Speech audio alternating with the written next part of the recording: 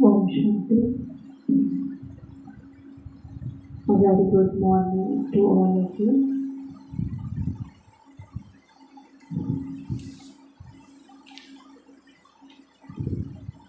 आज 4 जुलाई 2022 तो बाबा के साकार रूप से चले हुए महावाक्य हैं।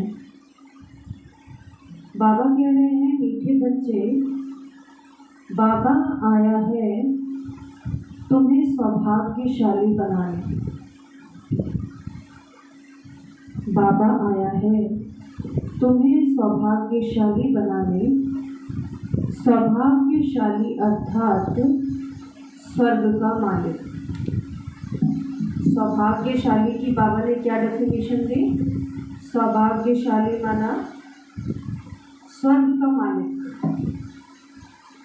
और सौभाग्यशाली की और परिभाषा हम क्या बना सकते हैं? क्या अपने बुद्धि के चिंतन से निकाल सकते हैं? सौभाग्यशाली माना स्वर्ग का मालिक। सौभाग्यशाली माना कि अनेकों के भाग्य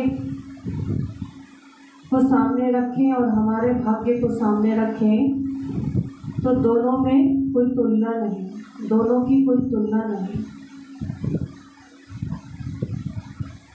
आज जो बाबा ने सौभाग्यशाली की परिभाषा बताई वो सौभाग्यशाली माना स्वर्ग का मालिक। तुम्हारा भी कर्तव्य है सबको आप समान बनाना। जैसे हमारा सौभाग्य बना, जैसे हमें परमात्मा मिला, जैसे परमात्मा से हमें सर्व प्राप्तियाँ हुई और जैसे परमात्मा आज हमें मनुष्य से देवता बनाकर स्वर्ग का मालिक बना रहा है, तो जो प्राप्तियाँ हमें उससे हुई, जो सौभाग्य मेरा बना, वैसे ही हम औरों का भी भाग्य बनाएं। बाबा कह रहे हैं तुम्हारा भी यह कर्तव्य है। तो परमात्मा तो अपना कर्तव्य निभा ही रहा है हमें बना के, और अब हमें भी जो बाप के कर्तव्य है उस कर्तव्य को अपना कर्तव्य मानकर हमें भी वही करना है। प्रश्न है, सबसे नंबर 1 कॉन्फ्रेंस कब और कौन सी होती है? सबसे नंबर 1 कॉन्फ्रेंस कब होती है और कौन सी होती है? उससे प्राप्ति क्या है? उत्तर में बाबा कह रहे हैं, संगम पर आत्मा और परमात्मा का मिलन ही नंबर 1 कॉन्फ्रेंस है। इस संगम युग पर हम आत्माओं का जो परमात्मा से मिलन होता है वही नंबर 1 कॉन्फ्रेंस है। जब यह कॉन्फ्रेंस होती है तब आत्माओं को परमात्मा से मुक्ति और जीवन मुक्ति का वर्षा मिलता है।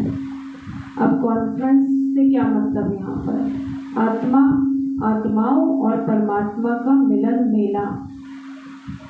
कॉन्फ्रेंसेस में क्या होता है? सब एकजुट होते हैं, संगठित होते हैं और उसके बाद किसी भी विषय पर आपस में चर्चा करते हैं, उसको दुनिया में कॉन्फ्रेंस कहते हैं।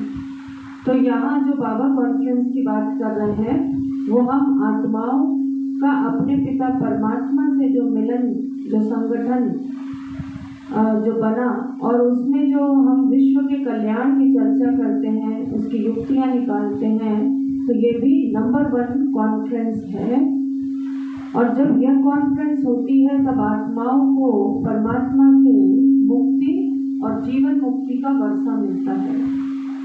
ये कॉन्फ्रेंस में कोई शांति सम्मेलन नहीं कि सिर्फ शांति की स्थापना कैसे हो विश्व में उसके लिए बात हो रही हो, ये किसी और एक स्पेसिफिक किसी जगह पर किसी देश में ऐसा नहीं कि कोई समस्या चल रही हो तो उसके समाधान के लिए कॉन्फ्रेंस लगी है। ये जो कॉन्फ्रेंस हुई है आत्मा परमात्मा की हो रही है, उसमें हम आत्माओं को, यहाँ बेहद की बात है, यहाँ हम आत्माओं को उस परमात्मा से मुक्ति और जीवन मुक्ति का वर्षा मिलता है। इसे ही सच्चा कुंभ भी कहा जाता है।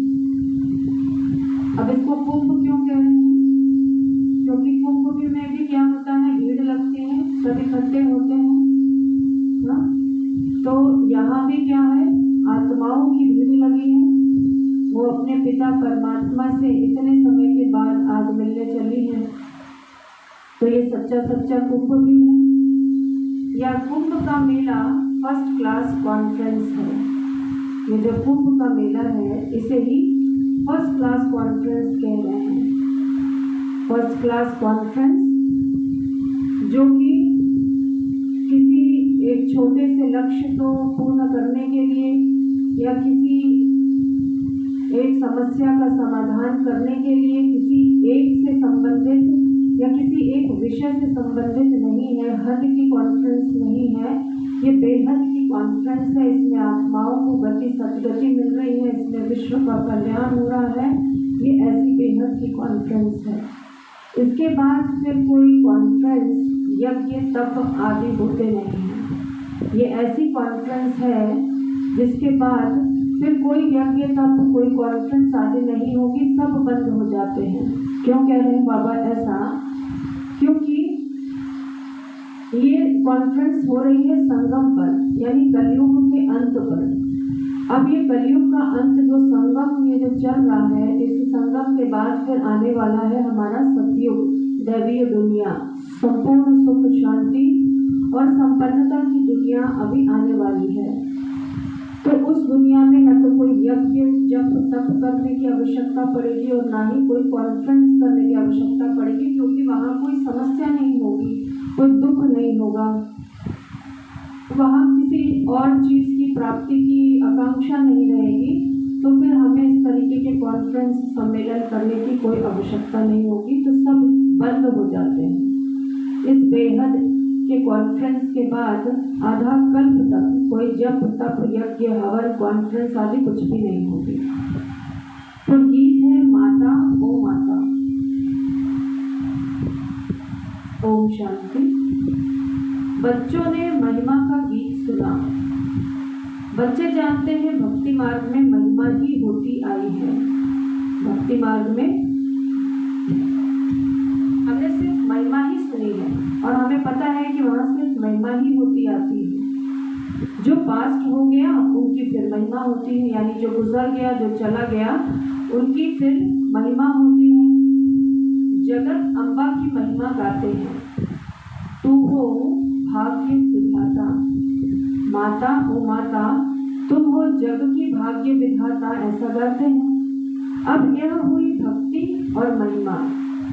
तुम भक्ति और महिमा कर नहीं सकते हैं। बाबा के बच्चे जो अभियान में आ चुके हैं, जिन्होंने सब कुछ समझ लिया है, रहस्यों को समझ लिया है, जान लिया है, उनको ये बाबा कह रहे हैं कि वो भक्ति और महिमा नहीं कर सकते।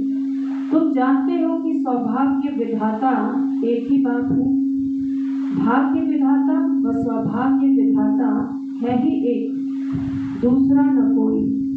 भाग्य विधाता और सौभाग्य विधाता एक ही है, कोई अलग अलग नहीं। जब हम ये बात जान चुके हैं तो हमको उसकी महिमा करने की दरकार नहीं, क्योंकि वो महिमा नहीं, वो अब युक्ति दूसरी बता रहा है जिससे वो प्रसन्न होता है और हमको अपने सारे खजानों से मालामाल कर देता है। भक्ति में हमने उसकी महिमा क्यों गाई? क्योंकि हमें न तो उससे अपने संबंध के बारे में पता था और ना ही उसको प्रसन्न करने की विधि पता थी। अब जब परमात्मा वो भाग्य विधाता वो सौभाग्य विधाता जब स्वयं आता है इस धरा पर, तो वो सबसे पहले तो हमें उससे हमारा क्या संबंध है वो बताता है और उसके बाद उसको प्रसन्न करने की, उसको खुश करने की, उसके दिल पर चढ़ने की युक्ति क्या है, वो युक्ति वो विधि भी बताता है। इसलिए हम ना तो भक्ति करने की आवश्यकता है ना ही उसकी महिमा करने की आवश्यकता है।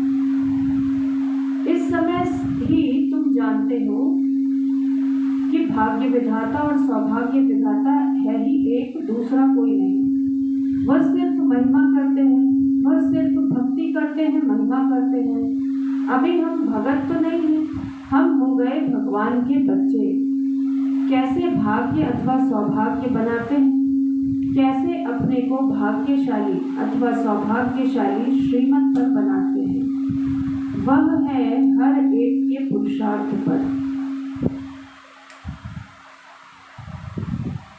ये भाग्य बनाना और भाग्यशाली बनना और सौभाग्यशाली बनना, इसका जो आधार है वो है हर एक का अपना अपना पुरुषार्थ, वो भी श्रीमत पर। वह है हर एक के पुरुषार्थ पर। इस समय पर तुम पुरुषार्थी हो बाप से वर्षा लेने के। इस समय तुम पुरुषार्थी हो बाप से वर्षा लेने के। यह जानते हो सभी बच्चों को एक बाप से वर्षा लेना है। तुम बाबा कह रहे हैं, यह जानते हो कि सभी बच्चों को एक बाप से ही वर्षा लेना है। भाग्यशाली व सौभाग्यशाली अथवा सौभाग्य विधाता तुम हो, क्योंकि माँ बाप के बच्चे हैं। भाग्यशाली, सौभाग्यशाली अथवा सौभाग्य विधाता। भाग्यशाली, सौभाग्यशाली, जैसे बाबा कहते हैं ना नंबरवार, तो इसलिए बाबा आज भाग्य सौभाग्य को बार बार रिपीट कर रहे हैं कि वो भी नंबरवार होगा। भाग्य बनना भी तो नंबरवार होगा पुरुषार्थ के अनुसार, और सौभाग्य विधाता भी तुम हो गए, यानी सौभाग्य औरों का भी बनाने वाले, या सौभाग्य बनाने का जो विधान रचने वाले सौभाग्य विधाता वो भी हम हैं। यानी हमारे अलावा दुनिया में दूसरे सौभाग्य कैसे बनाए, वो सौभाग्य बनाने की विधि का निर्माण करने वाले वो विधाता, सौभाग्य विधाता भी हम ही हैं, क्योंकि माँ बाप के बच्चे हो। तुम्हारा भी यह कर्तव्य है हर एक मनुष्य को भाग्यशाली और सौभाग्यशाली बनाना। जैसे परमात्मा हमको भाग्यशाली और सौभाग्यशाली बना रहा है, बाबा कह रहे हैं वैसे तुम्हारा भी कर्तव्य है कि तुम भी औरों को भाग्यशाली और सौभाग्यशाली बनाओ। सौभाग्यशाली अर्थात स्वर्ग के मालिक बने। सौभाग्यशाली बनना माना स्वर्ग के मालिक बनना। 100% भाग्यशाली जो है वह स्वर्ग के मालिक बनते हैं। जैसे अभी आगे भी बोला, सौभाग्य, भाग्यशाली भी बाबा कह रहे हैं और सौभाग्य भी कह रहे हैं। तो यानी 100% भाग्यशाली बनना ही सौभाग्यशाली बनना है, और वो उसका मतलब कि वो स्वर्ग के मालिक बनने वाले हैं। उनमें भी फिर नंबरवार है। सूर्यवंशी को भी सौभाग्यशाली कहेंगे। जैसे नंबरवार की बात हुई कि भाग्यशाली, सौभाग्यशाली और सौभाग्य विधाता सब नंबरवार होने के कारण ये अलग अलग शब्द, अलग अलग टाइटल बाबा दे रहे हैं। तो बाबा कह रहे सूर्यवंशी को ही सौभाग्यशाली कहा जाएगा। त्रेता में 2 कला कम हो जाती है तो उन्हें स्वर्ग नहीं, उनको स्वर्ग नहीं कहेंगे। उनको क्या कहते हैं फिर? सूर्यवंशी से जब चंद्रवंशी में पहुंचते हैं, चंद्रवंशी बनते हैं, तो उसमें 2 कला कम हो जाती है। तो बाबा कह रहे हैं उनको फिर स्वर्ग नहीं कहेंगे, तो फिर उनको क्या कहेंगे? उनको कहेंगे सेमी स्वर्ग, स्वर्ग नहीं कहेंगे, उनको सूर्यवंशी नहीं कहेंगे। बच्चे तो जानते हैं कि हमको तो 100% सौभाग्यशाली बनना है। सूर्यवंशी में प्रिंसेस बनना है। यह ईश्वरीय कॉलेज है ना, ईश्वर है विश्व का रचयिता, यह है ही विश्व का मालिक बनने का कॉलेज। ईश्वर पढ़ाते हैं, कहते हैं मैं तुमको पढ़ाता हूँ, महाराजाओं का राजा बनाता हूँ। ईश्वर क्या कह रहे हैं कि मैं तुमको पढ़ाता हूँ और पढ़ाकर इस पढ़ाई से तुम महाराजाओं के महाराजा बनते हो। यह है तुम्हारी पढ़ाई के ऊपर। जो जितना पढ़ता है वह औरों को भी ऐसे ही पढ़ाएंगे, ऐसे ही सौभाग्यशाली बनाएंगे। जो जितना पढ़ेगा वो औरों को भी वैसे ही पढ़ाएगा और अपने जैसा ही सौभाग्यशाली बनाएंगे। तुम बच्चों का धंधा ही यह है। शिव बाबा है सिखलाने वाला, बाकी सब ब्रह्मा, सरस्वती, ब्राह्मण बच्चे, ये सभी बच्चे सब सीखते हैं और सिखलाने वाला एक शिव बाबा है। ब्राह्मण ब्राह्मणियाँ जानते हैं हम फिर 100 देवता बनेंगे। इस समय भारत का कोई कोई धर्म है नहीं। इस समय भारत का कोई धर्म है नहीं। देवता धर्म को जानते ही नहीं है। धर्म को न जानना गोया इररिलीजियस है। भारत का कोई धर्म नहीं है। क्यों? क्योंकि हम भारत को और भारतवासियों को जो हिंदू धर्म के कहलाते हैं, तो यह हिंदू धर्म का की स्थापना की किसने? अभी किसी से भी पूछ लेंगे तो कोई भी ना बता पाएगा। ये हिंदू धर्म कोई भगवान का दिया हुआ तो है नहीं, ना ही इसका कोई धर्म स्थापक था जिसने स्थापन किया। ये हिंदू धर्म तो विदेशियों का दिया, हिंदू नाम तो विदेशियों का दिया हुआ है। और यहाँ हिंदुस्तान नाम जो दिया वो ब्रिटिश जो कंपनी आई थी, ब्रिटिश गवर्नमेंट, उस गवर्नमेंट ने भारत को ये हिंदुस्तान नाम दिया और उसमें रहने वाले हिंदू धर्म वाले बन गए। तो हिंदू धर्म की वास्तव में स्थापना किसने की है तो किसी को पता ही नहीं। तो भारत का धर्म हुआ कौन सा? जो सच्चा सत्य धर्म था, एक आदि सनातन देवी देवता धर्म, वो धर्म तो अभी है नहीं, ना ही अपने आप को देवी देवता धर्म के कोई कहलाते हैं। तो बाबा कह रहे हैं जो धर्म को ही नहीं जानता तो गोया इररिलीजियस है। धर्म में ताकत होती है। देवी देवता धर्म वाले जब सतयुग में थे तो अथाह सुख था। अभी तो है कलयुग, पुरुषार्थ कर सतयुग में आना है, जीवन मुक्त बनना है, जीवन बंध का त्याग करना है, जीवन मुक्त में आना है और जीवन बंध का त्याग करना है। स्वर्ग को याद करना है। याद कहो या योग कहो, बात एक ही है। योग को ही कहा जाता है कम्युनियन, यानी मिलाप। तुम्हारा योग है ही एक शिव बाबा से, दूसरे से कम्युनियन है ही नहीं सिवाय एक शिव बाबा के। कम्युनियन के लिए बाबा कह रहे हैं जैसे मिलाप होता है, योग होता है, मिलन होता है, इसको कम्युनिकेशन से भी समझ सकते हैं। जैसे आपस में एक दूसरे से हम वार्तालाप करते हैं, हम बाबा से रूह रिहान करते हैं, वो हमारी कम्युनिकेशन या कम्युनियन है। तो हमारा तो सिवाय एक शिव बाबा के और दूसरा किसी से कम्युनियन है ही, तो उसको ही याद करो, सिर्फ एक उसको ही याद करो। बाबा आप कितने मीठे हो, न मन न चित्त था, आपने तो कितनी कमाल की है, जो हमको स्वर्ग की बादशाही देते हो। न मन में था न चित्त में था कि ऐसे भगवान हमको एक दिन बन जाएगा और वो ही हमको सत्य की दुनिया का मालिक बनाएगा। कभी सोचा भी नहीं था। कोई भी हालत में बाप को याद करना है अथवा कम्युनियन करना है। बाप को याद करना है अथवा कम्युनियन करना है, माना रूह रिहान करना है या मिलन मनाना है। बाबा को याद करते हैं, बाबा से बोलते हैं, उनके साथ सभी का कम्युनियन है, उनके साथ सभी का बुद्धि योग भी है। जब आफत आती है तब कहते हैं कि हे भगवान इनकी आयु बड़ी करो, अर्जी हमारी और मर्जी बाबा आपकी है। तो यह कम्युनियन हुआ ना, तो ये क्या है? बुद्धि का योग, वार्तालाप, रूह रिहान, कम्युनिकेशन हुआ ना। यह याद की यात्रा होती ही एक बार है, जबकि बाप आकर सिखलाते हैं। ये जो याद की यात्रा, रूहानी यात्रा जो है, वो सारे कल्प में एक ही बार होती है, जो कि स्वयं बाप ही आकर हमको सिखलाते हैं। और सब कम्युनियन मनुष्य को सिखलाते हैं।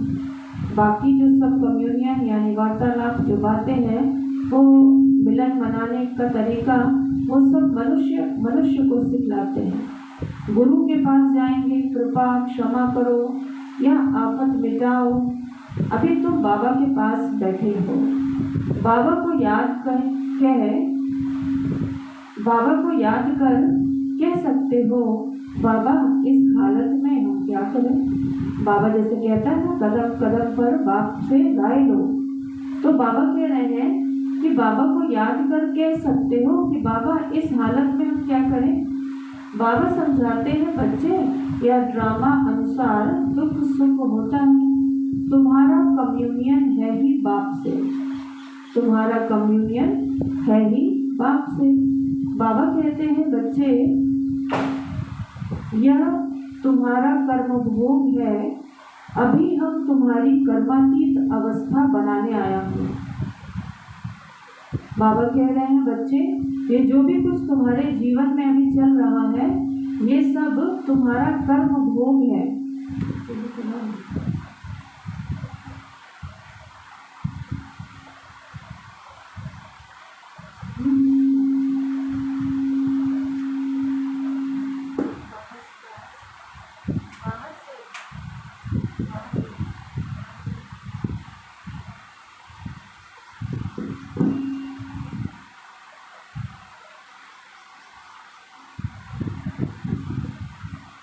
तो जो कुछ भी हमारे जीवन में हो रहा है, बाबा कह रहे हैं बच्चे,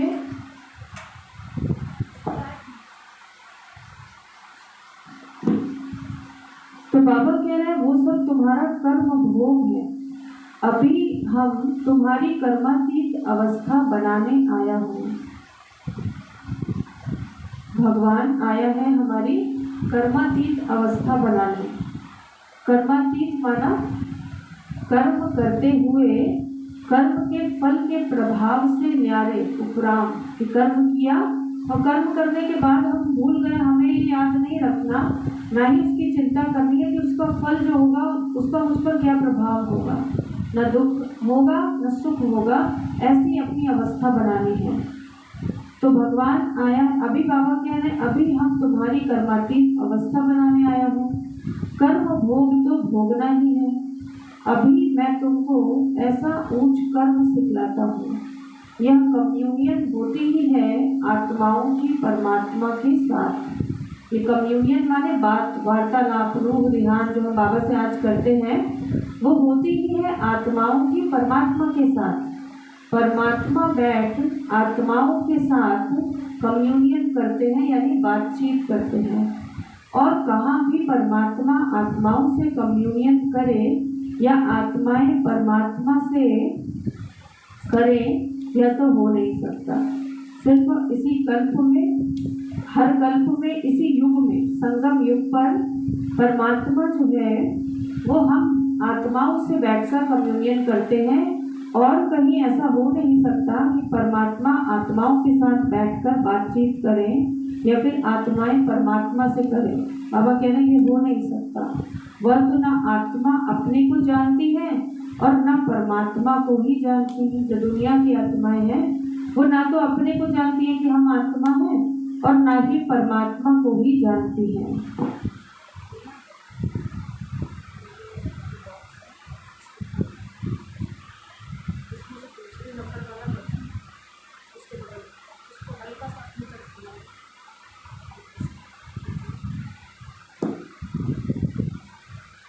तो बाबा कह रहे हैं सिर्फ गपोड़े मारते हैं, मतलब ये जो परमात्मा से हमारी बात रूह रिहान आज हो पा रही है, बाबा कह रहे हैं वो और किसी से संभव नहीं, और कोई कर ही नहीं सकता, क्योंकि ना खुद को जानते हैं, अपने को आत्मा मानते हैं और ना ही परमात्मा का परिचय है।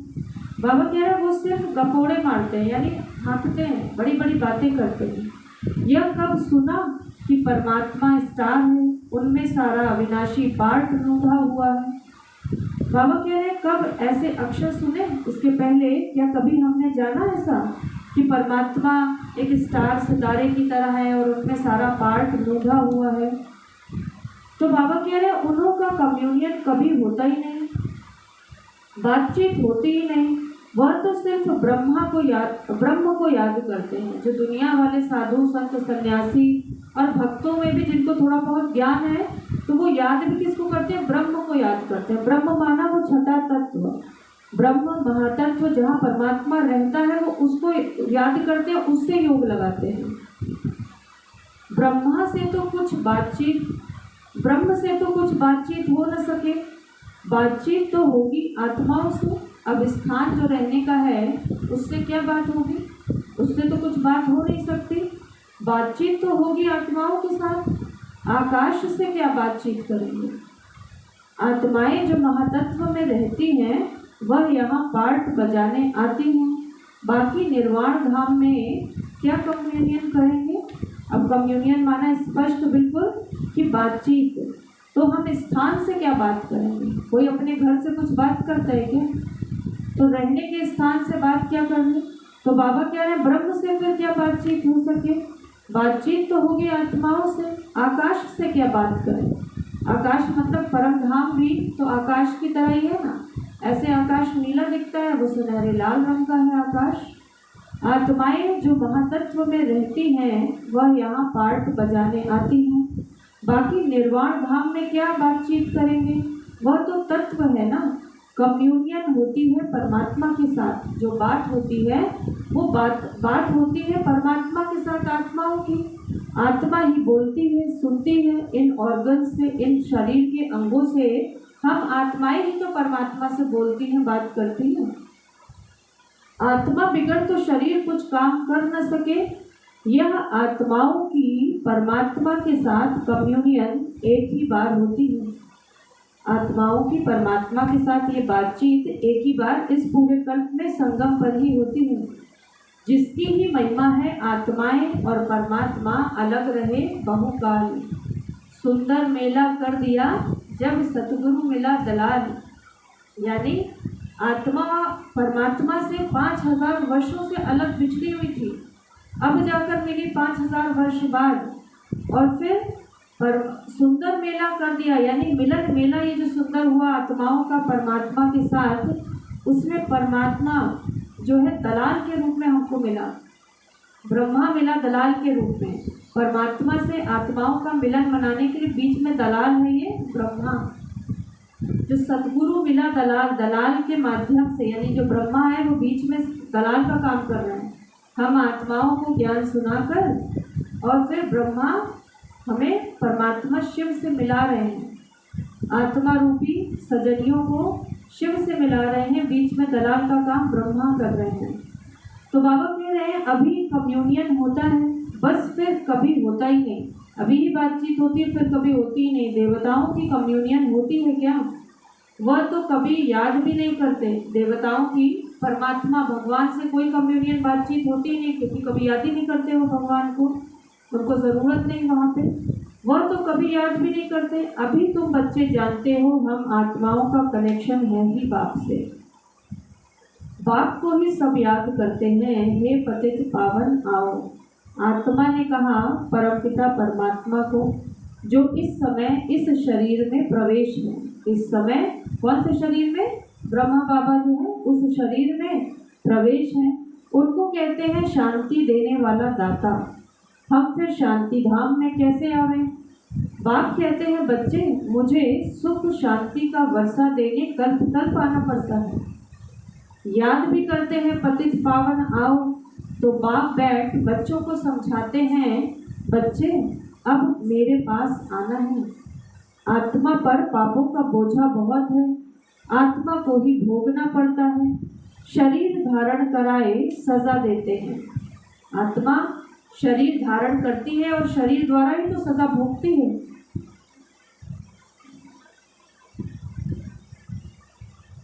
तब तो आत्मा को फील होगा ना। आत्मा जो दुख का सुख का जो अनुभव करती है कैसे? शरीर में आकर शरीर द्वारा ही तो करती है। शरीर को चोट लगने से आत्मा को दुख होता है ना। पुण्य आत्मा पाप आत्मा कहा जाता है मनुष्य, परंतु मनुष्यों में ज्ञान है नहीं कि मैं आत्मा हूँ। ये ज्ञान मनुष्यों में नहीं है। कम्युनियन सब आत्माओं की आत्माओं के साथ होती है। जो बातचीत जो भी होती है वो आत्मा ही आत्मा से, एक दूसरे में ही तो हम आपस में बातचीत करते हैं। आत्मा ही सारा खेल करती है। आत्मा शरीर के साथ कहती है मेरे 7 बच्चे हैं। परमपिता परमात्मा निराकार है, कहते हैं मैं इस शरीर में आया हूँ, मुझे इतने बच्चे हैं, कितने बच्चों का दादा बनता हूँ। हिसाब किया जाए परमपिता परमात्मा ब्रह्मा द्वारा मनुष्य सृष्टि रचते हैं। अच्छा, ब्रह्मा किसका बच्चा है? शिव बाबा का। यह बुद्धि में रहता है परमपिता ब्रह्मा द्वारा सृष्टि रचते हैं। ब्रह्मा क्रिएटर नहीं है, ब्रह्मा रचता नहीं है। ब्रह्मा ने सृष्टि नहीं रची, ब्रह्मा द्वारा शिव परमात्मा ने सृष्टि रची। क्रिएटर निराकार शिव परमात्मा को ही कहेंगे, यानी रचता निराकार शिव परमात्मा को ही कहेंगे। वह आकर प्रजापिता ब्रह्मा द्वारा एडॉप्ट करते हैं। बच्चे बच्चे कहते रहते हैं, अभी यह बातें तुम समझते हो। वह भी सभी की बुद्धि में एक रस नहीं बैठता। ये सभी बातें सभी की बुद्धि में एक जैसी नहीं बैठती। बाप ही वर्षा देंगे, लायक बनाएंगे। बाप को याद करो। इसको ही भारत का प्राचीन योग कहा जाता है। इससे ही विकर्म विनाश होंगे, फिर अंतमति सोगति हो जाएगी। याद से ही निरोगी बनेंगे, आयु बड़ी हो जाएगी। पुरुषार्थ से प्रारब्ध मिली हुई है, मतलब जो जितनी मेहनत करेंगे उसी के अनुसार उनको फल मिलेगा। सत्यों के मालिक वह कैसे बने यह कोई भी नहीं जानते हैं। महिमा गाते रहते हैं, अर्थ कुछ भी नहीं समझते। कितनी पूजा करते हैं, यात्राएं करते हैं। यहाँ तो बिल्कुल शांति है। यहाँ पर कहीं भागने दौड़ने की ज़रूरत ही नहीं है। एक हमारा प्यारा मधुबन है घर, उस बेहद घर में जाके रिफ्रेश होके वापस आते हैं, तो भागने की कहीं दरकार नहीं। यहाँ तो बिल्कुल शांति है। भर बाप ज्ञान का सागर है, परंतु कहते हैं यह तो सेकंड की बात है। सिर्फ मुझे याद करो तो वर्षा तुम्हारा है ही, यानी जो संपत्ति प्रॉपर्टी बाबा की है, सिर्फ याद करते ही वो हमारी हो जाती है। मन मनाभव मर्त्याजी भव, यानी अगर मन को मनाकर एक परमात्मा में लगाते हैं तो मध्याजी भव, यानी देखिए त्रिमूर्ति के चित्र में जो बीच मध्य में जो खड़े हैं विष्णु, हम वो बन जाएंगे। मध्याजी भव माना जो मध्य में खड़े हैं वो बन जाओ। और किससे बनेंगे? मन मनाभव से, यानी मन को उस परमात्मा पिता में लगा देंगे तो ऐसे बन जाएंगे। बाकी है डिटेल की समझानी, बाकी सब विस्तार की बातें हैं। वह भी कितने समय से देते रहते हैं। वह लोग कितनी कॉन्फ्रेंस करते रहते हैं। रिलीजियस कॉन्फ्रेंस यानी धार्मिक सम्मेलन जो नहीं होते, शांति स्थापना के लिए, धर्म स्थापना के लिए, धर्म के पुनर्स्थापना के लिए, धर्म के पुनरुत्थान के लिए जो सम्मेलन करते हैं, बाबा कह रहे हैं कितने करते हैं। योग की कॉन्फ्रेंस बुलाते हैं, बाबा कह रहे हैं सब फालतू है। सेकंड में जीवन मुक्ति देने वाला है ही एक बाप। आत्माओं और परमात्मा की जब कॉन्फ्रेंस होती है तब आत्माओं को परमात्मा से मुक्ति मिलती है। गाया भी जाता है, आत्मा परमात्मा अलग रहे बहुकाल। सुंदर मेला कर दिया जब सतगुरु मिला तलाल। बाप ही आकर नई दुनिया रचते हैं, लायक बनाते हैं। सबसे नंबर 1 कॉन्फ्रेंस यह है। इनको कुंभ का मेला कहते हैं। कुंभ संगम को कहा जाता है, और संगम माना क्या? आत्मा परमात्मा का मिलन, इसीलिए इसको कुंभ भी कहते हैं। यह संगम का मेला फर्स्ट क्लास कॉन्फ्रेंस है, जबकि आत्माओं से परमात्मा आकर मिलते हैं। सेकंड में जीवन मुक्ति मिलती है। इसके बाद फिर कोई कॉन्फ्रेंस, यज्ञ, तप आदि कुछ होते ही नहीं, सब बंद हो जाते हैं। क्यों ऐसा होता है? अभी बताया था शुरू में। ये जो कॉन्फ्रेंस हो रही है, इस कॉन्फ्रेंस यानी बाबा के साथ जो हमारा मिलन मेला हुआ, इसको ये कॉन्फ्रेंस हुई, कम्युनियन हुई, बातचीत रूह रिहान हुई। इसके बाद फिर कोई जब तब यज्ञ हवन कॉन्फ्रेंस कुछ नहीं होगी, सब बंद हो जाएगी। क्यों? क्योंकि आत्मा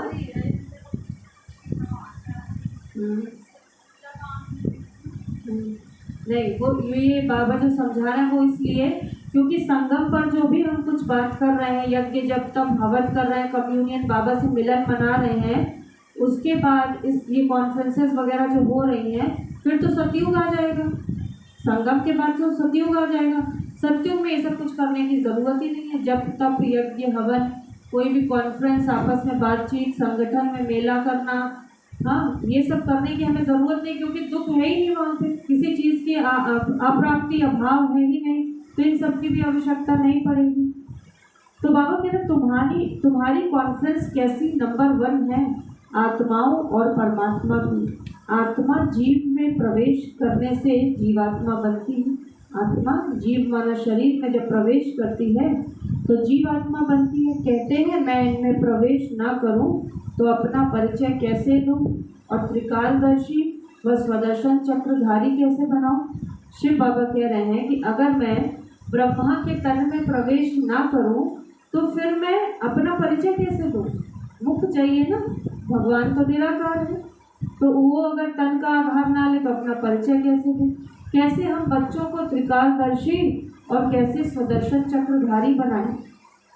तुम कहते हो हम स्वदर्शन चक्रधारी बनते हैं, मनुष्य नहीं समझते इस बात को। विष्णु के साथ कृष्ण को भी चक्र दे देते हैं। विष्णु के साथ विष्णु जी को भी दिखाया, चक्र दिया हुआ है हमें, कृष्ण को भी दिखाया है। गीता में कृष्ण का नाम दिया है, नहीं तो चक्र की बात है ही नहीं। तुमको बैठ सृष्टि के आदि मध्य अंत का राज समझाते हैं। यह कॉन्फ्रेंस कितनी फर्स्ट क्लास है, और जो भी कॉन्फ्रेंस करते हैं वो वेस्ट ऑफ टाइम है। दुनिया में बाकी जो कॉन्फ्रेंसेस होती है, मिलन मीटिंग होती है, सभा सम्मेलन लगता है, बाबा कह रहे हैं वो सब फालतू है, वेस्ट ऑफ टाइम है, समय की बर्बादी। सबसे अच्छी कॉन्फ्रेंस तो यह है जीव आत्माओं और परमात्मा की। जीव आत्मा याद करती है परमात्मा को तो ज़रूर जीव में आएंगे ना। जीव आत्मा परमात्मा को याद करती है तो बाबा कह रहे हैं ज़रूर जीव में आएंगे ना, यानी शरीर में ही तो आएंगे ना, नहीं तो बोले कैसे। यह कॉन्फ्रेंस सबसे अच्छी है जो परमपिता परमात्मा आकर सर्व को सद्गति देते हैं। पतित आत्माओं के साथ ज़रूर पतित पावन की ही कॉन्फ्रेंस होगी। जो आत्माएं पतित बन गई हैं उनकी कॉन्फ्रेंस यानी उनका मिलन किससे होगा, उनकी सद्गति किससे होगी? पतित पावन से ही तो होगी। जो पतितों को पावन बनाने वाला है उससे ही होगी, तब तो पावन बनाएंगे। कितनी सहज समझने की बातें हैं। उत्तम से उत्तम योग है आत्माओं का परमात्मा के साथ। जो सबसे श्रेष्ठ योग है वो है आत्माओं का परमात्मा के साथ योग। सो भी परमात्मा खुद आकर सिखलाते हैं, मामेकम याद करो। हे जीव की आत्माओं, मुझ अपने पारलौकिक बाप के साथ योग रखो तो तुम्हारे सारे विकर्म विनाश हो जाएंगे। आत्मा को अपने विकर्मों को विनाश करना है तो उसका एकमात्र उपाय क्या है? सिर्फ एक परमात्मा को याद करना। याद से ही सारे विकर्म विनाश होंगे और याद से ही सारी समस्याओं का समाधान भी होगा। ऐसी बातें और कोई तो सुनाते नहीं है। तुम सुनाएंगे तो कहेंगे और तो किसी से ऐसी बातें सुनी नहीं, तुम तो बहुत अच्छा समझाते हो। यह बातें तो शास्त्रों में भी नहीं है, परंतु शास्त्रों में कहाँ से आए? बाप कहते हैं सेकंड में जीवन मुक्ति। शास्त्रों से क्या सीखेंगे? बाबा है कालों का काल, बच्चों को ले जाते हैं, ज़रूर आएंगे तब तो पावन बनाकर ले जाएंगे। तुमको पावन बना रहे हैं। सतयुग में सब पावन हैं, ज़रूर संगम पर आया होगा पावन बनाने के लिए। अब तुम बच्चे जानते हो कि यह कल्प का संगम है। बाप आए हैं तुम्हारा कम्युनियन अपने साथ कराते हैं। कहते हैं मैं साधारण ब्रह्मा तन में आया हूँ। यह दादा कोई ब्रह्मा नहीं था, भल असुर ब्राह्मण थे, परंतु वह छोड़ दिया। अब ब्रह्मा द्वारा रचना रचनी है तो ब्रह्मा चाहिए। बाबा के लिए ब्रह्मा, बाबा के लिए बाबा कह रहे हैं कोई ब्रह्मा था नहीं, ये तो दादा लेखराज था, कोई ब्रह्मा नहीं था। भल असुर ब्राह्मण थे, मतलब जाति से ब्राह्मण थे, परंतु को छोड़ दिया। जाति धर्म बात ये सब हद की बातें छोड़ दी। अब ब्रह्मा द्वारा रचना रचनी है तो ब्रह्मा चाहिए। खुद कहते हैं मैं ब्रह्मा के तन में आता हूँ। नंबर 1 पावन सोही नंबर 1 पतित। 84 जन्म पूरे लिए तो पावन बनेगा ना, फिर फरिश्ता बनते हैं। तत्व नंबर 1 पावन सोही नंबर 1 पतित। नंबर 1 पावन मतलब जो श्री कृष्ण की आत्मा, जो कि नारायण की आत्मा, वही फिर नंबर 1 पतित भी बनते हैं। यानी साधारण तन में आकर दादा लेखराज जो थे पूरे घर गृहस्थी थे, तो नंबर 1 जो पावन होता है वही नंबर 1 पतित भी बनता है। 84 जन्म पूरे लिए तो फिर से पावन बनेगा ना, फिर फरिश्ता बनते हैं। और फिर ब्रह्मा क्या होता है, संपूर्ण जब बन जाते हैं, शरीर त्यागते हैं, तो क्या बन जाते हैं? फरिश्ता बन जाते हैं। तो ब्रह्मा बाबा भी कहाँ है? कहाँ है ब्रह्मा बाबा? ब्रह्मा बाबा अभी कहाँ है? कहाँ है? कहाँ परमात्मा? ब्रह्मा बाबा अभी वहाँ गए नहीं हैं, सब साथ में जाएंगे, हमारा इंतजार कर रहे हैं। पिछले शरीर छोड़ दिया, अब अव्यक्त रूप में यानी फरिश्ता बनकर सूक्ष्म वतन में है। अभी वहाँ नहीं गए, अभी कोई नहीं जा सकता बीच में, सब साथ में जाएंगे। तो बाबा कह रहे हैं तो फरिश्ता बनते हैं, फिर उसके बाद तत्त्वम माना तुम भी फिर वैसे ही बनते हो। ब्राह्मण सो देवता बनेंगे, जिसका जास्ती पुरुषार्थ चलता है वह जास्ती ऊंच पद पाएंगे। जो ज़्यादा मेहनत करेंगे तो ज़्यादा ऊंच पद पाएंगे। तुम सब कल्याणकारी हो ना, सिर्फ एक बाबा थोड़े ही करते हैं, सिर्फ एक बाबा थोड़े ही करते हैं। खुदाई खिदमतगार तो बहुत चाहिए ना, यानी सिर्फ ब्रह्मा बाबा ही सेवा बाबा की मदद थोड़ी ना करते हैं इस कार्य को संपन्न करने में। बाबा कह रहे हैं खुदाई खिदमतगार तो बहुत चाहिए, पूरी सृष्टि के परिवर्तन का कर्तव्य है, नई सत्य की दुनिया की स्थापना की बात है, तो सिर्फ एक थोड़ी ना कर पाएगा, इसको तो हजारों भुजाएं चाहिए, हजारों मददगार बाबा के बच्चे चाहिए। तो कह रहे हैं खुदाई खिदमतगार तो बहुत चाहिए ना, तुम ऑन गॉड फादरली सर्विस पर हो, यानी तुम भगवान की सेवा कर रहे हो, भगवान के ईश्वरीय सेवाधारी हो। जैसे दुनिया में सब कौन सी गवर्नमेंट की के अंडर सेवा कर रहे हैं, मतलब कि पहले लिखते थे ना सरकारी कर्मचारी, जो गवर्नमेंट सर्विस में थे तो लिखते थे ना सरकारी कर्मचारी। तो बाबा कह रहे हैं वो सब तो सरकार के कर्मचारी हैं, चाकरी कर रहे हैं। तुम कौन हो? गॉड फादरली सर्वेंट हो, यानी ईश्वरीय कर्मचारी हो, भगवान की गवर्नमेंट में सेवा कर रहे हो। उनमें और हमें कितना अंतर है? वो इंसानों के अंदर नौकर बनकर काम कर रहे हैं और हम भगवान के अंडर में हैं। अंग्रेजी अक्षर बहुत अच्छा है, गॉड फादरली सर्विस, बाबा कह रहे हैं ये अंग्रेजी अक्षर बहुत अच्छा है। वह भल हेवन में जाते नहीं हैं, गाते हैं ना स्थापन करता हेवनली गॉड फादर। मतलब दुनिया वाले जो हैं वो भले गाते हैं, हेवन का कभी गायन करते हैं, हेवन माने स्वर्ग है ना, बहिष्ठ, तो उनके तो अलग अलग नाम उन्होंने दिए हुए हैं, तो गाते तो हैं उसके बारे में, लेकिन बाबा कह रहे हैं स्थापन करता हेवनली गॉड फादर है। उस सत्युगी दुनिया की, हेवन की, बहिष्ठ की स्थापना करने वाला वो तो हेवनली गॉड फादर ही है। मुसलमान बहिष्ठ कहते हैं, खुद बहिष्ठ में जाते थोड़े ही हैं। मुसलमान जिसको बहिष्ठ कहते हैं, स्वर्ग को, सत्युग को, उसमें खुद तो जाते नहीं, वहाँ मुसलमान भाई के लोग तो आ नहीं पाएंगे, कोई और धर्म वाला कोई नहीं रहेगा। यह तो बुद्धि की बात है, स्वर्ग भारत था अभी नर्क है, हेवन स्थापन करने वाला बाप के सिवाय कोई भी हो नहीं सकता। स्वर्ग की स्थापना करने वाला एक बाप के सिवाय और कोई नहीं हो सकता। हेल का अंत आए तब तो फिर बाप आकर हेवन में ले जावे। हेल मतलब नर्क का जब अंत हो तब तो बाप आए और आकर स्वर्ग में ले जाए। हेल में ही बाप को आना पड़ता है, भगवान आता तो इसी नर्क में है ना, हेवन का मालिक बनाने के लिए आता है। अभी तुम दोजख और बहिष्ठ के बीच में बैठे हो। दोजख माना नर्क और बहिष्ठ माना स्वर्ग, उसके ही बीच में हम हैं, संगम है ना। इस तरफ हमारी पीठ किस तरफ है? दोजख की तरफ, नर्क की तरफ, और हमारा मुख किस तरफ है? बहिष्ठ की तरफ, स्वर्ग की तरफ। चक्र में अगर देखें तो हमारे पीछे छूट गया दोजख नर्क, और हमारे आगे आने वाला क्या है? स्वर्ग आने वाला है, बहिष्ठ आने वाला है। तो बाबा कह रहे हैं तुम उसके बीच में बैठे हो, और तो सभी है ही दोजख में, बाकी जो दुनिया है तो सभी नर्क में बैठे हैं। सिर्फ तुम बच्चे ही अपने पुरुषार्थ से बहिष्ठ में जाते हो।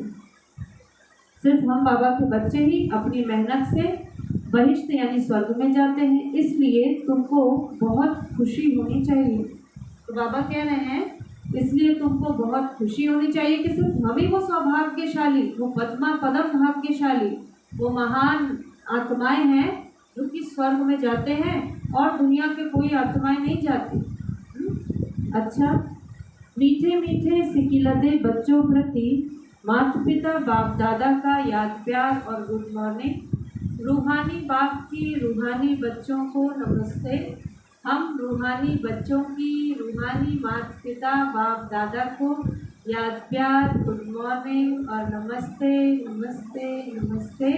शुक्रिया बाबा, शुक्रिया। ऐसे बाबा को हम लोग खड़े होकर याद प्यार देते हैं सभी लोग, उनका आदर सम्मान के लिए। क्योंकि ये जो सुबह की क्लास होती है ना, इसमें भगवान जो ज्ञान सागर सुप्रीम टीचर भी है वो आकर हमको पढ़ाता है खुद। तो सुबह की क्लास का इसीलिए इतना महत्व है। क्यों रोज कहते हैं सुबह आइए सुबह आइए?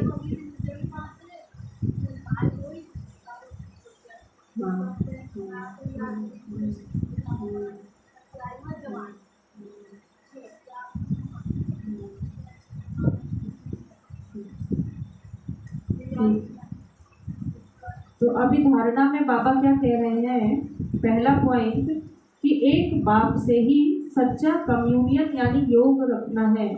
सिर्फ एक बाप, एक भगवान, एक शिव बाबा से ही हमें सच्चा कम्युनियन यानी बुद्धि का योग रखना है।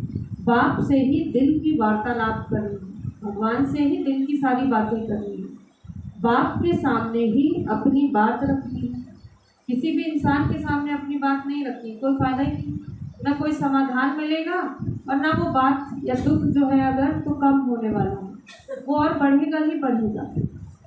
तो किसी भी देहधारी के सामने नहीं रखना है, बाप के सामने ही अपनी बात रखनी है। दूसरा पॉइंट है खुदाई खिदमतगार बन सबको बहिष्ठ में चलने का रास्ता बताना है। खुदा के खिदमतगार बन जाना है। अभी भगवान की सेवा हम करेंगे तो भगवान पूरे कल्प हमारी सेवा करता है। तो बाबा कह रहे हैं कि सबको खुदाई खिदमतगार बन बहिष्ठ में यानी स्वर्ग में चलने का रास्ता बताना है। सबका कल्याणकारी बनना है ना। कैसे भी करके हमसे जो हो पाए हमको हर एक को भगवान का परिचय जरूर देना है कि परमात्मा आया हुआ है और आकर ऐसा दिव्य कर्तव्य उसका चल रहा है। अगर उससे वर्षा यानी प्रॉपर्टी उसकी लेनी है, उसका बनना है, स्वर्ग में जाना है, तो आओ आकर समझो। ऐसे हमें संदेश देना है। उसके बाद कोई सुने ना सुने, मजाक उड़ाए, क्या करें, हमको नहीं देखना उस तरफ। बोला बोल के आगे बढ़ जाए। ऐसे ही सब तक हमें संदेश पहुंचाना ये हमारा कर्तव्य है। इसी को कहेंगे खुदाई खिदमतगार। जो भगवान के इस कर्तव्य में उनका मददगार बना है वो सभी ईश्वरीय पैगंबर हैं, खुदाई खिदमतगार हैं। कितने सुंदर सुंदर टाइटल बाबा ने दिए हैं। वरदान है ब्राह्मण जीवन में सदा सुख देने और लेने वाले अति इंद्रिय सुख के अधिकारी भव। ये जो ब्राह्मण जीवन है इसमें सदा सुख देने और सुख लेने वाले अति इंद्रिय सुख के अधिकारी भव। जो अति इंद्रिय सुख के अधिकारी हैं वे सदा बाप के साथ सुखों के झूले में झूलते हैं। अति इंद्रिय सुख के अधिकारी, अब अति इंद्रिय सुख के अधिकारी होंगे कौन, ये भी एक बात है। जो कि इंद्रियों से परे हैं। इन जो 5 कर्मेंद्रियां हैं और वे जो 3 सूक्ष्म शक्तियां मन बुद्धि और संस्कार, इन सर्व कर्मेंद्रियों और सूक्ष्म शक्तियों के आकर्षण से परे जो है। अति इंद्रिय यानी इंद्रियों से परे का सुख। आँखों से कुछ देख लिया तो सुख मिल जाता है, प्रकृति को देख लिया तो भी आँखों को सुख मिलता है, मुख में कुछ अपने पसंद का खा लिया तो सुख मिलता है, कोई अच्छी सुगंध नाक से सूंघ ली तो उससे भी इंद्रिय सुख मिलता है, कानों से कुछ सुंदर अच्छा गीत सुन लिया या अपने मन की कोई बात सुन ली तो सुख मिलता है ना। जब अपने ये इंद्रिय सुख है, लेकिन ये अल्पकालीन होता है, सदाकालीन नहीं होता, स्थायी नहीं होता। ये हम सभी का अनुभव है जन्मों जन्म का। अभी जब बाप आते हैं, जब परमात्मा आता है इस धरा पर और हमको वो ये ज्ञान देता है, पहले परिचय देता है अपना और आत्माओं को। उसके बाद जब ये ज्ञान देता है तो हमको वो अति इंद्रिय सुख का अनुभव करा देता है, यानी इंद्रियों से परे का सुख। तो इंद्रियों से परे का सुख क्या है? आत्मा जब स्वयं को अनुभव करना सीख जाती है, खुद को देखने लगती है, अपने गुणों का अनुभव करने लगती है, उसको जब ये अनुभव होता है कि मेरे अंदर अनंत शक्तियाँ हैं, मैं एक अविनाशी अजर अमर शक्ति हूँ, शरीर विनाशी है, हाँ, मेरी कभी मृत्यु होती ही नहीं, मैं तो परमात्मा सर्वशक्तिवान की संतान हूँ, उसके सारे खजाने मेरे हैं। तो ये सब जब अनुभव करते हैं, आत्मा करती है, यही है अति इंद्रिय सुख, इंद्रियों से परे का सुख। और हमको ये भी पता है कि हमसे ये सुख कोई छीन ही नहीं सकता जब तक हम खुद न चाहें। तो इंद्रियों के वश में आ जाते हैं तो हमारा वो अतीन्द्रिय सुख गायब हो जाता है, और जब हम इंद्रियों से परे चले जाते हैं तो हमको वो अतीन्द्रिय सुख की अनुभूति होती है। तो जो अतीन्द्रिय सुख के अधिकारी हैं वो सदा बाप के साथ सुखों के झूले में झूलते रहते हैं। सदा शब्द यहाँ अंडरलाइन करने वाला है कि सदा झूलते हैं।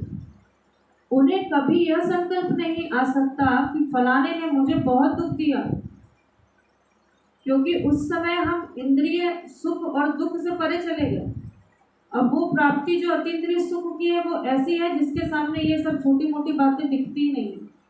हमारे मुख से ये बात निकलेगी नहीं कि हमको इन्होंने दुख दिया, क्योंकि हम अतीन्द्रिय सुख में हैं। उनका वायदा है न दुख देंगे और न दुख लेंगे। अगर कोई जबरदस्ती भी दे तो भी उसे धारण नहीं करते। कोई जबरदस्ती में दुख देना भी चाहे तो भी हम उसे स्वीकार नहीं करते। ब्राह्मण आत्मा अर्थात सदा सुखी, बाबा के बच्चे जो ब्राह्मण आत्मा है, माना ही जो सदा सुखी हो। अगर सदा सुखी नहीं है तो हम ब्राह्मण आत्माएं नहीं हैं। ब्राह्मणों का काम ही है सुख देना और सुख लेना। वे सदा सुख में संसार में रहने वाली सुख स्वरूप आत्मा होगी। सदा सुख में संसार में रहने वाली मतलब कोई अलग से संसार नहीं आएगा। संसार यही है, यही कलियुगी तमो प्रधान। इसी में रहते हुए जैसे बार बार कमल पुष्प का उदाहरण देते हैं ना बाबा, कीचड़ में ही रहना है, लेकिन हम वैसे ही सुगंधित, वैसे ही आकर्षक रहें कि हमें देखकर 10 लोग, 1000 लोग, सब लोग हमारी तरफ आकर्षित हों। ऐसा आकर्षण मूर्त हमको बनना है। चारों तरफ कीचड़ ही कीचड़, लेकिन कीचड़ की एक भी बूंद हम पर नहीं टिक सकती। जैसे उसकी पत्ती पर पड़ती है जब बूंद कीचड़ की या पानी की तो फिसल जाती है ना, ऐसे हम पर भी कोई बात उछाल रहा है, आपको लेना ही नहीं, उसको बहा देना है, ऊपर से हटा देना। स्लोगन है नम्र बनो तो लोग नमन करते हुए सहयोग देंगे। नम्र बनेंगे, हाँ, नम्र बनना माना शांत चित्त, निर्माण, नम्रता माना झुकने वाला। तो ऐसा बनेंगे तो लोग नमन करते हुए सहयोग देने चले आएंगे। लेकिन अगर तैश में रहेंगे, रौब में रहेंगे, ये सोचेंगे कि हम क्यों झुकें, तब कोई ना झुकेगा और ना कोई सहयोग देगा। कोई तो अपनी अकड़ में रहते हैं, इनको क्या ज़रूरत किसी के सहयोग की। अच्छा, सार में बाबा ने कहा है आज मीठे बच्चे, बाबा आया है तुम्हें सौभाग्यशाली बनाने। सौभाग्यशाली अर्थात स्वर्ग का मालिक। तुम्हारा भी कर्तव्य है सबको आप समान बनाना। तो जैसे सौभाग्यशाली हम बने, जैसे हम स्वर्ग के मालिक बनने वाले हैं, वैसे ही हमारा कर्तव्य है कि हम औरों को भी बनाएं। और आगे मुरली में बाबा ने सौभाग्यशाली की कई परिभाषाएं बताई, जिसमें एक बात ये, सौभाग्यशाली माना 100% भाग्यशाली, 1% की भी कमी नहीं हमारे भाग्य में, वो है सौभाग्यशाली। फिर प्रश्न में कहा सबसे नंबर 1 कॉन्फ्रेंस कब और कौन सी होती है और उससे क्या प्राप्ति है। कॉन्फ्रेंस मतलब सम्मेलन, मिलन, संगोष्ठी, सभा, बातचीत नहीं करते हैं दुनिया में, कॉन्फ्रेंस है ना, होती है ना, शांति सम्मेलन वगैरह होता है, संगठित होते हैं लोग, एक बात पर चर्चा करेंगे, बैठते हैं, समाधान निकालने की कोशिश करते हैं। तो वो नंबर 1 कॉन्फ्रेंस कौन सी और कब होती है और उससे प्राप्ति क्या है। उत्तर में बाबा कह रहे हैं संगम पर आत्मा और परमात्मा का मिलन ही नंबर 1 कॉन्फ्रेंस है। जब यह कॉन्फ्रेंस होती है तब आत्माओं को परमात्मा से मुक्ति और जीवन मुक्ति का भरोसा मिलता है। इसे ही सच्चा सच्चा कुंभ भी कहा जाता है। कुंभ माना संगम यानी मिलन, आत्मा और परमात्मा का सर्वश्रेष्ठ मिलन ही कुंभ भी है। यह कुंभ का मेला फर्स्ट क्लास कॉन्फ्रेंस है। इसके बाद फिर कोई कॉन्फ्रेंस, यज्ञ, जब तक हवन आदि नहीं होते, सब बंद हो जाते हैं। क्यों? क्योंकि ये जो संगम पर जो कॉन्फ्रेंस हो रही है, जो यहाँ यज्ञ तब जब हो रहे हैं, इसके बाद तो अब सत्युग आने वाला है। तो सत्युग में यज्ञ तप हवन की कॉन्फ्रेंस करने की कोई आवश्यकता ही नहीं। वहाँ तो सब सुखी है, संपूर्ण है, संपन्न है, किसी बात का अभाव नहीं, कोई कमी नहीं, तो वहाँ क्यों करेंगे? ठीक। तो बाबा ने आज मुरली में ना सौभाग्यशाली, भाग्यशाली और सौभाग्य विधाता 3 शब्द यूज किए। तो सौभाग्यशाली जो 100% भाग्यशाली है, भाग्यशाली जो उससे कम है, जो 100% नहीं, और सौभाग्य विधाता मतलब भाग, दूसरों का भी भाग्य बनाने वाले, उस विधान को रचने वाले भी हम हैं। बाबा ने कहा ना, दूसरों को भी बनाओ, तो हम बनाने वाले भी तो है, दूसरों को खुद भी बन रहे हैं, औरों को भी बना रहे, तो सौभाग्य विधाता भी होंगे। ऐसे बड़े बड़े टाइटल्स से बाबा हमको नवाजते हैं, नहीं? अच्छा, पत्र पुष्प आता है अव्यक्त इशारे, मतलब बाप दादा ने अव्यक्त रूप से जो हमको बातें बताई, जो मुख्य मुख्य पुरुषार्थ के पॉइंट्स बताए, उसमें आज 4 तारीख का पढ़ रहे हैं। ब्रह्मा बाप के आचरण पर चलने वाले ब्रह्माचारी बनो। ब्रह्मा बाप हमारे अलौकिक पिता हैं, उनके आचरण पर चलने वाले ब्रह्माचारी बनो।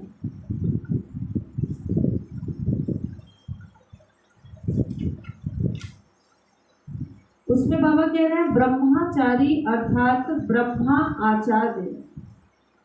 ब्रह्मा आचार्यों का चित्र है सदा सुख की शैया पर आराम से अर्थात शांति स्वरूप में विराजमान। देखा है जैसे विष्णु जी को क्षीर सागर में लेटा हुआ दिखाते हैं ना, ब्रह्मा बाबा की वहाँ फोटो देखी थी हिस्ट्री हॉल में, वैसे ही पोज में लेटे हैं पत्थर के ऊपर, पहाड़ों के ऊपर, देखा? तो यानी निश्चिंत सदा सुख की शैया पर आराम से अर्थात शांति स्वरूप में विराजमान। तो चेक करो कि सदा पवित्रता की प्राप्ति, सुख शांति की अनुभूति हो रही है कि सदा क्या हमको पवित्रता की प्राप्ति और सुख, पवित्रता की प्राप्ति क्या होती है? पवित्रता जहाँ है वहाँ सुख शांति तो होगी ही होगी। तो ये चेक करना है कि क्या सदा पवित्रता की प्राप्ति, सुख शांति की अनुभूति हो रही है। यानी जहाँ पवित्रता है वहाँ सुख शांति तो होगी ही, और अगर सुख शांति नहीं है, दुख अशांति है, तो क्या मतलब? पवित्रता नहीं है। जीवन से दुख अशांति का नाम निशान भी समाप्त हो जाए, ऐसी स्थिति बनानी होती है। क्यों? क्योंकि ब्रह्मा बाबा को सामने रख लें तो ब्रह्मा बाबा के सामने कौन सी परिस्थिति पेपर नहीं आया जिसको उन्होंने मुंह बंद करके सामना नहीं किया, कभी स्थिति हलचल में आई ही नहीं। इसलिए हमको वैसे ही ब्रह्माचारी बन जाना है, ब्रह्मा के आचरण पर चलने वाले ब्रह्माचारी।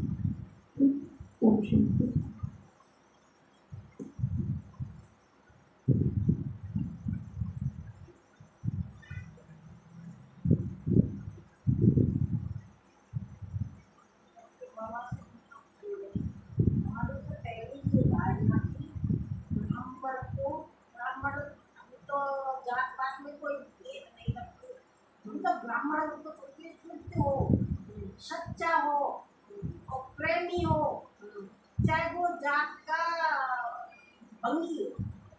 मेरी धारणा नहीं है, वे तो उसको वो लगती है। ब्राह्मण ऐसे मारते हैं, काटते हैं, वो करते हैं, तो मैं उनको ब्राह्मण नहीं समझती। अपनी वो मेरी धारणा।